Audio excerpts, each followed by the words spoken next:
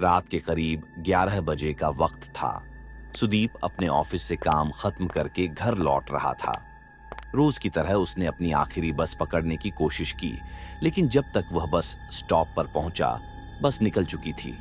अब उसके पास एक ही रास्ता था, या तो किसी और साधन से घर जाए या अगली बस का इंतजार करे। वह वहीं खड़ा था जब अचानक एक पुरानी बस उसके सामने आकर रुकी।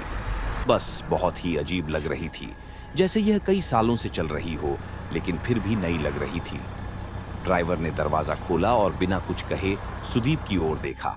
अंदर कुछ ही यात्री थे और सभी के चेहरे बेहद अजीब और भावहीन थे। सुदीप को कुछ अजीब तो लगा, लेकिन देर हो चुकी थी और उसके पास कोई और विकल्प नहीं था। वह बस में चढ़ गया और पीछे की सीट पर जाकर बैठ गया। बस के अंदर एक अजीब सी ठंडक थी, मानो कोई अदृश्य शक्ति वहां मौजूद हो। कुछ देर बाद सुदीप ने गौर किया कि यात्री एक ही दिशा में देख रहे थे। बस के आगे कोई भी एक दूसरे से बात नहीं कर रहा था। बस जैसे जैसे आगे बढ़ रही थी, माहौल और भी अजीब होता जा रहा था। सड़कें सुनसान थीं, चारों तरफ अंधेरा था और हल्की हल्की धुंध छाई हुई थी। तभी अचानक सुदीप की नजर बस की खिड़की से बाहर गई और उसने देखा कि बस शहर की मुख्य सड़क पर न जाकर किसी अनजान रास्ते पर बढ़ रही थी। वह घबरा गया और ड्राइवर से पूछने के लिए उठा, लेकिन तभी उसने देखा कि ड्राइवर की शक्ल धीरे धीरे बदल रही थी। उसकी आंखें गड्ढों में तब्दील हो रही थीं, उसकी खाल सिकुड़ रही थी और उसके होंठ धीरे धीरे फीके पड़ रहे थे। डर के मारे सुदीप की चीख निकल गई। तभी एक यात्री ने धीरे से उसकी ओर देखा और बुदबुदाया, अब तुम भी हमारे साथ रहोगे। बस की रफ्तार अचानक तेज हो गई और उसमें बैठी सभी आकृतियां धीरे धीरे धुंध में बदलने लगीं। सुदीप की चीखें बस में गूंज उठी, लेकिन बाहर कोई नहीं था जो उसे सुन सके।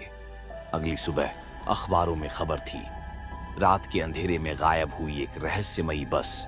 आखिरी बार बस स्टॉप के पास देखी गई थी, लेकिन उसका कोई सुराग नहीं मिला। अखबारों में छपी खबर के बाद शहर में कई अजीब घटनाएं होने लगीं। कुछ लोगों ने दावा किया कि उन्होंने उसी बस को रात के अंधेरे में देखा, लेकिन जब वे करीब पहुंचे तो बस धुंध में गायब हो गई।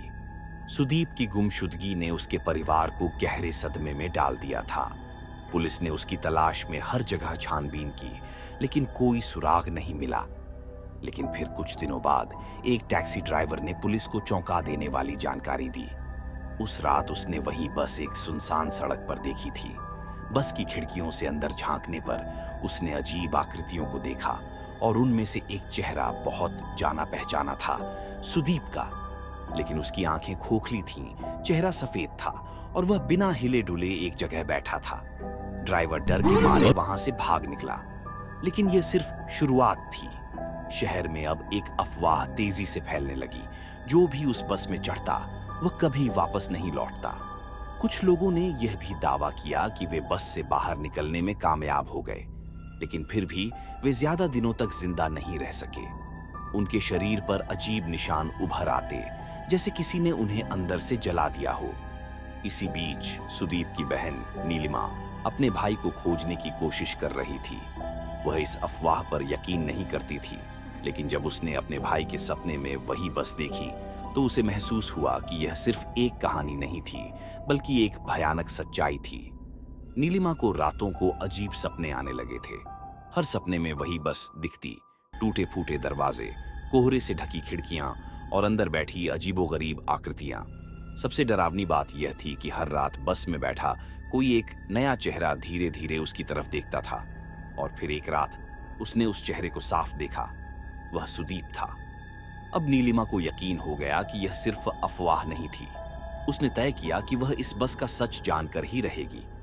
उस रात नीलिमा अकेले उसी बस स्टॉप पर खड़ी थी जहां से सुदीप आखिरी बार निकला था।